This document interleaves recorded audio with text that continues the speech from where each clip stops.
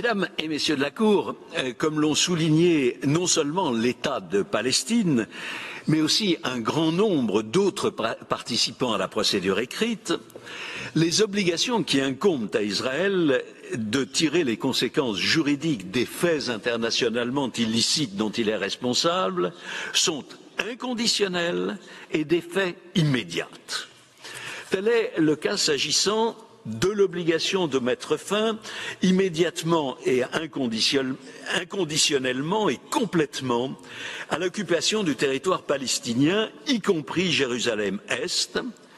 occupation maintenue depuis durant près de 5 oui, un petit a little bit more, yes. OK.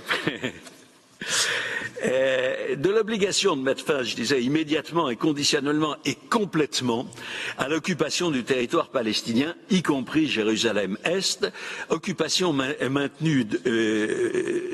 durant près de 57 ans, en violation notamment de l'interdiction de l'acquisition de territoires par la menace ou le recours à la force,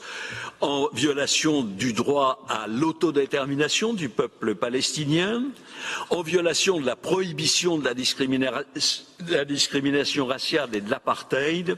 et des principes fondamentaux protecteurs des droits de la personne humaine et du droit humanitaire. C'est aussi le cas de l'obligation de mettre à néant l'ensemble des textes législatifs ou réglementaires visant à annexer Jérusalem-Est ou une partie, quelle qu'elle soit, du territoire de l'État de Palestine au mépris de son intégrité territoriale, ainsi que ceux organisant l'exploitation de ses ressources naturelles. C'est le cas de l'obligation d'en finir avec la politique d'apartheid et de discrimination raciale dont le peuple palestinien est victime dans son ensemble, tant dans les territoires occupés qu'en Israël. C'est le cas de l'obligation de révoquer toutes les mesures visant à modifier la composition démographique des territoires occupés, y compris Jérusalem, et le statut des lieux saints. Et dans le même esprit de l'interdiction d'établir des missions diplomatiques à Jérusalem. Il en va aussi de l'obligation de démanteler les colonies de peuplement dans les territoires occupés,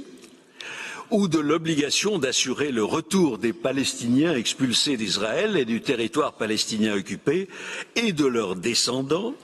et de restituer les propriétés confisquées, qu'il s'agisse de biens immobiliers ou mobiliers, à leurs propriétaires palestiniens et de leur assurer une indemnisation appropriée.